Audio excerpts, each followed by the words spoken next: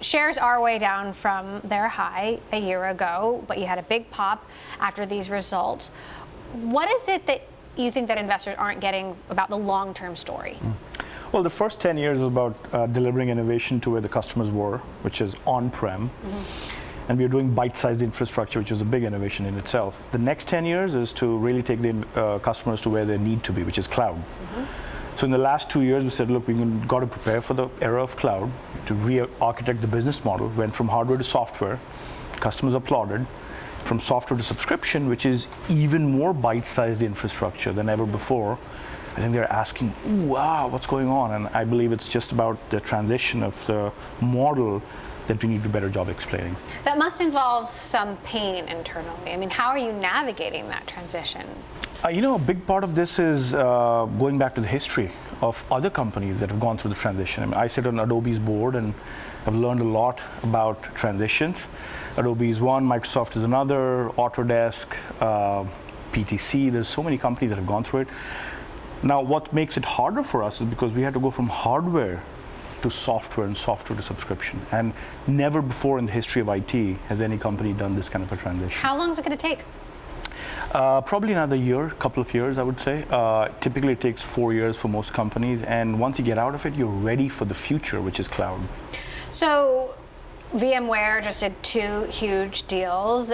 It certainly feels like whenever that kind of deal making starts to happen, a chain of deals follows. What's your strategy?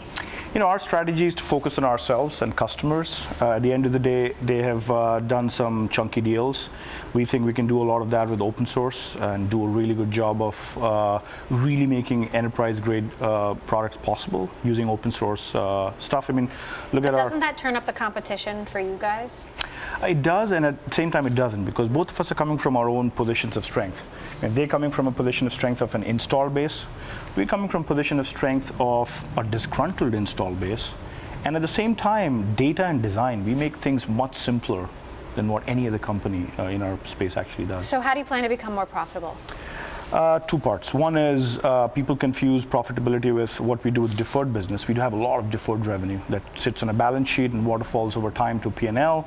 But secondly, I think what investors are really saying is, why do you continue to invest? And we're saying, look, we're investing in the future, new products and commercial business, because the bird in hand is an amazing enterprise business and a core platform, but we need to really go and invest for the next 3 to 5 years. Would you consider buying a software company or acquiring other targets yourself in order to accelerate that transition away from hardware? I think right now what we have done in the last year of acquisitions is really good stuff. We've done things around cloud and SaaS, and if you can actually go and deliver on these in the next 2 years, I think we'll have some really large businesses in hand. So we shouldn't expect you to do any M&A?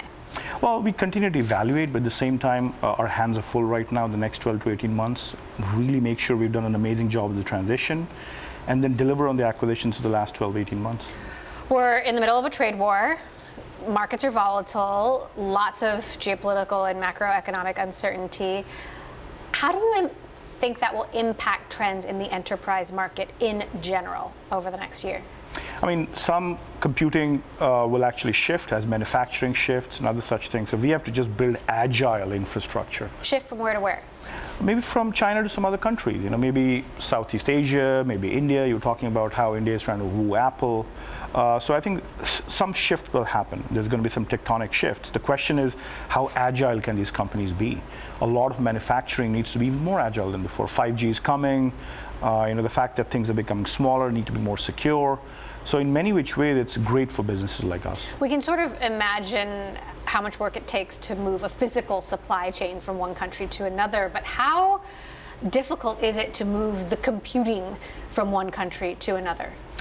Really hard if you do it with hardware, which is what the last 20, 30 years of IT innovation was. But if you do it with software and you do it with automation, you can do a lot better. And that's what we are focused on doing. Are your clients making those decisions right now? Are they changing course? We're seeing some large manufacturing companies really look at dispersing things beyond a concentrated place, actually. So there's some of that happening. We have our what we call our robo business, which is our edge business.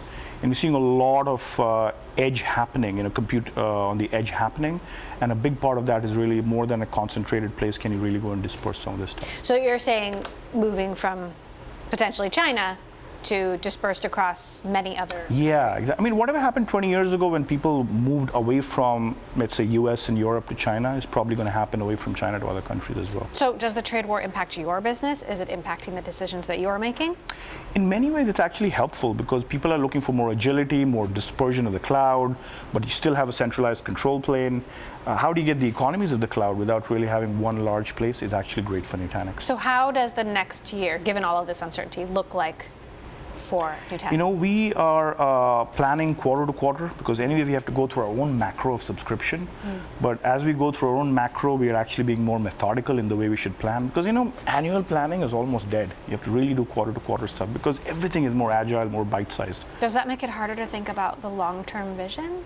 Well, you've got to do Isn't both. that the job of a CEO, to think short-term and long-term? But Yeah, it's the paradox of the opposites. And as a company, we are investing in the long term, and yet we have to really be mindful of the short term.